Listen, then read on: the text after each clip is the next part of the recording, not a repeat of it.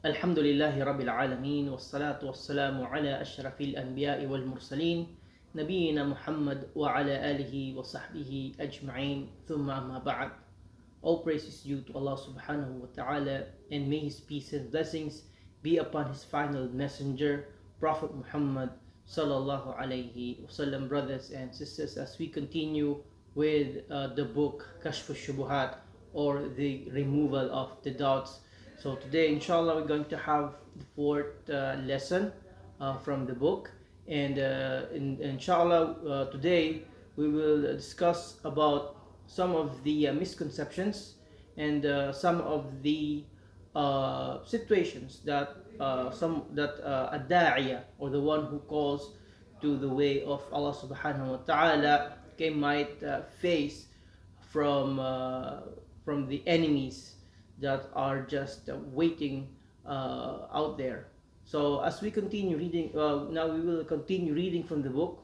The Sheikh says, إذا عرفت ذلك عرفت أن الطريق إلى الله تعالى لا بد له من أعداء قاعدين عليه أهل فصاحة وعلم وحجج، فالواجب عليك أن تعلم من دين الله ما يصير سلاحا لك تقاتل به هؤلاء الشياطين الذين قال إمامهم ومقدمهم لربك عز وجل لأقعدن لهم صراطك المستقيم ثم لآتينهم من بين أيديهم ومن خلفهم وعن أيمانهم وعن شمائلهم ولا تجد أكثرهم شاكرين. Surah Al-A'raf, ayah number 16 up to ayah number 18.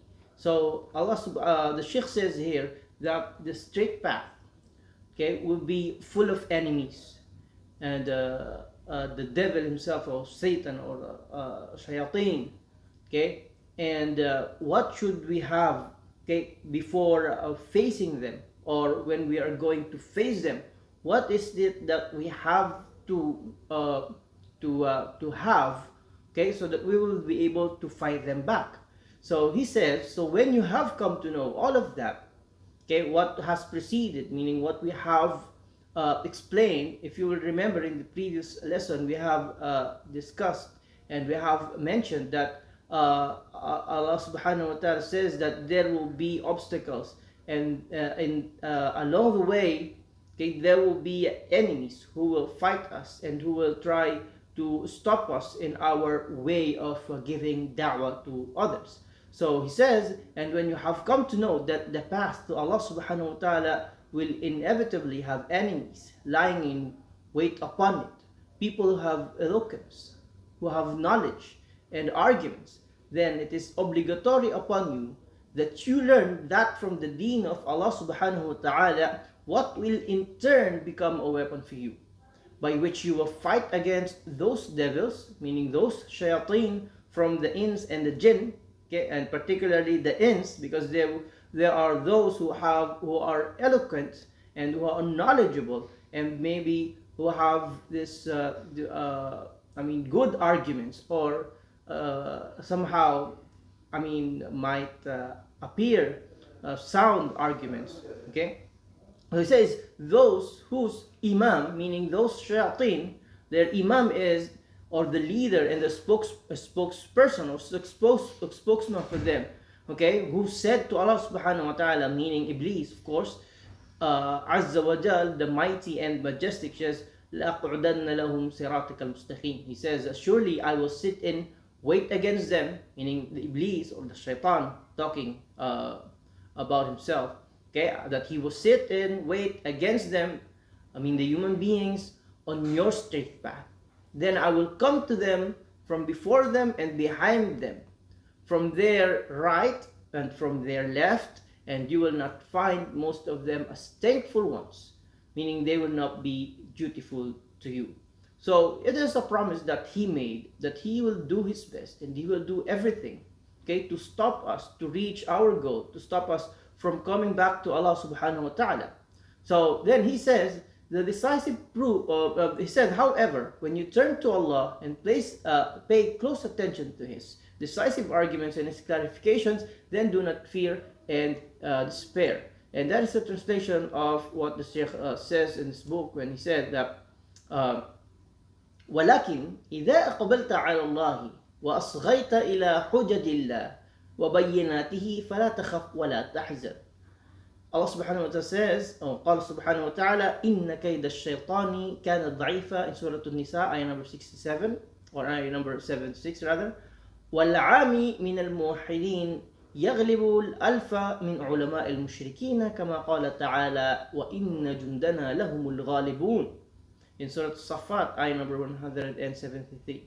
Okay, فجند الله هم الغالبون بالحجة هم الغالبون بالحجة واللسان كما أنهم الغالبون بالسيف والسنان وإنما الخوف على الموحد الذي يسلك الطريق وليس له سلاح. Okay, and then the Sheikh continues and he says, whenever you turn to Allah and pay close attention to his decisive arguments and his clarifications coming from the books, from the book of Allah subhanahu wa ta'ala, meaning the verses, okay, that where Allah subhanahu wa ta'ala is posing arguments, okay, and that teaching the muwahideen, or teaching the believers on how we can get back and reply to those from the soldiers of the shayateen. Okay, so it can be obtained from Allah subhanahu wa ta'ala, and the strength of the common person amongst the muwahideen over those misguided scholars amongst the mushrikeen. Okay, so we can always go back to the book of Allah subhanahu wa ta'ala, and we have to keep in mind that Allah subhanahu wa ta'ala says, okay, that ever feeble indeed is the plot of shaitan. It is weak. The plot of the shaitan is weak. Can always defeat him. Okay, but you have to have the right weapon. Okay, you have to have the right weapon, as Allah subhanahu wa ta'ala says, and the common person from the muwahideen, as the Sheikh says, okay, وَالْعَامِ مِنَ الْمُوحِدِينَ, the common person from amongst the muwahideen will overcome 1,000 from the ulama, or the scholars amongst those who are mushriks, or those who are associating partners with Allah in Allah subhanahu wa ta'ala. Just as the Most High said, and that our soldiers, they verily would be the victorious. وَإِنَّ جُنْدَنَا لَهُمُ الْغَالِبُونَ. Okay, so the soldiers of Allah subhanahu wa ta'ala, meaning the muwahidun, the believers, those who knows exactly what is tawheed, and who are aware about the shirk, so that they are able to avoid it. Okay, they are the victorious by the way of evidence and the tongue, just as they are victorious by the sword and the spear. So, and then the Sheikh says,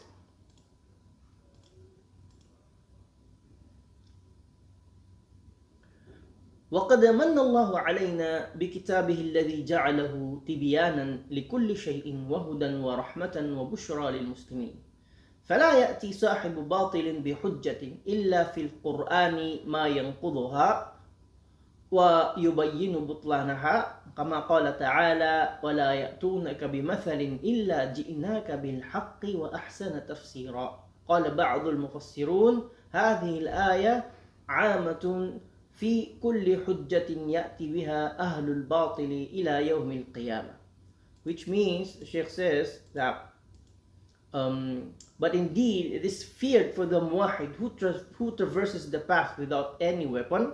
Yet Allah subhanahu wa ta'ala has favored us with his book, which he has made as an exposition of everything, تبيانا لكل شيء, وهدى, a guidance, ورحمة, and mercy and glad tidings, a bushra, for those who have submitted themselves.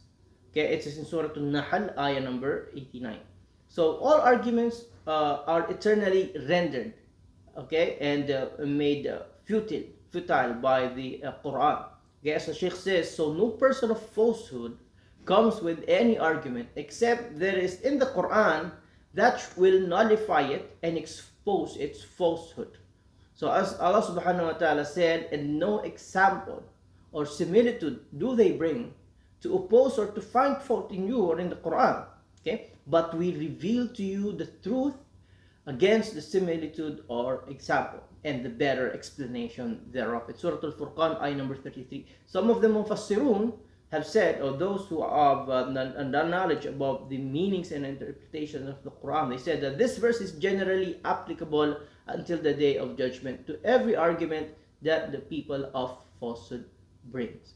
So that is the words of the Sheikh. So there are some points that we want to raise here. So first is we have to know the enemies of Tawheed, okay, and they are just there sitting on the path, okay, and waiting for the muwahhidun, okay, and how great and diverse they are, okay, have their fair share of knowledge and argument with which they rejoice, and on account of which they display pride and exultation. So I mean, we will find them very good in their speech, okay, you will find them eloquent, you know, and they talk as if they are people of knowledge, but you have to know them, and it is very easy, okay, if you have the Quran and you have the correct understanding, okay, of the arguments that Allah subhanahu wa ta'ala raised from the Quran, in Quran, okay, you will be able to recognize this misguided people. Okay, so when that is the case, then it is not wise that you expose yourself to them, okay, because they will put so much doubts, and they will give you doubts and to their arguments and whisperings, for you will inevitably come across them, and hence you must acquire the weapon with which you will assault the soldiers of Satan, the accursed. So if you are not well equipped and you don't know exactly how you will answer them, or how you will fight back, then you might put yourself in a situation that is not that is unlikely. Okay, but while you are upon this path, do not pay attention to those who speak of the simplicity of Tawheed and assert that it can be taught and learned in 10 minutes or less. So the while they themselves have turned their attentions to other than in which the prophets dedicated their lives, and have sought the innovators and strayers as their leaders and guides. And the enemies of Tawheed have but multiplied and diversified in their arsenal arguments, their sophisticated weaponry, and their doubts and desires are such that Tawheed can neither be learned or taught in 10 minutes or less. So you have to be aware of all of that, okay? Because yeah, they are there waiting for you, okay? And if you are not prepared, and if you are not well equipped, then you might fall into their tricks. Okay, for the required Tawheed is not merely an intellectual understanding of its basic concepts. Rather, it extends to a knowledge-based implementation of the requisites of Tawheed in every sphere of the heart's emotions and feelings. So the statements of the tongue and the actions of the limbs, and the prophets dedicated their whole lives in explaining and clarifying the great affair of Tawheed. So it is the most important subject that we have to be full aware of. I mean, this is something that we should really pay attention and learn. Okay, it took Sheikh al-Islam Muhammad ibn Abdul Wahhab a fair share of his life to explain Tawheed to the people. So it took more than 10 minutes to compose this book and ponder over its content prior to writing it and explaining it and teaching it. So we have to think about that. So you should know and understand, okay, that the volumes upon volumes have been written on the subject of Tawheed. So it is not a simple thing. And the Salaf spent a fair share of their lives in explaining and clarifying this Tawheed. So it is not possible for someone who is in the right path to understand and appreciate Tawheed in the desired manner, except that he must enter into a detailed study of its finer details. So this is how we increase our weaponry and our arsenal and our decisive argument. Okay, so such the soldiers of Satan, or those who are there waiting for us, okay, will flee in every direction. I mean, they will stand no chance, okay, even how eloquent or how good they are in their arguments. If you are, I mean, if you spend enough time, okay, learning about Tawheed, and you learn from the righteous scholars, from the uh, credible sources, okay, then that will serve as your weapon. Okay, so and we have to understand also that this is the way of the muwahhid, and this is a struggle. Okay, and thus it is what has been taught by the prophet. So the prophets did not teach that the muwahhid ought to become an activist revolutionary, and that he should show great patience in rebelling against the authorities and in amassing a great following and mobilizing it for public demonstrations and demanding human rights, and that this is the required and desired struggle. Nor did the prophets teach that the muwahhid should seize the reins of power by ousting, ousting the tyrants and demolishing their thrones of power. Thus taught the prophets not. So we have to be aware, and we have to beware, okay, that we don't want to be weaponless in front of this deviated people. So Tawheed, and the call to Tawheed is not a simple matter. We have to spend time learning it more. We have to take it seriously for what benefit will it be to anyone. Okay, if the Tawheed is explained in just 10 minutes and then you understand it. So indeed, the mushriks, okay, too, they could understand it if it's that simple, but it's not. But then you do not act upon its requirements and learn in detail what nullifies it or impairs it from amongst the affairs of major shirk, minor shirk, and hidden shirk, so such that you are saved and delivered. So we have to understand all of these things. Otherwise, we might fall into the doubtful matters and in their deceptions. Okay, so we have to be fully equipped, and that is only if we will focus and learn more and learn correctly, okay, about the Tawheed of Allah subhanahu wa ta'ala. So this is our lesson for today, and I'll see you again in the next lessons. وصلى الله على نبينا محمد وعلى آله وصحبه أجمعين وآخر دعوانا أن الحمد لله رب العالمين.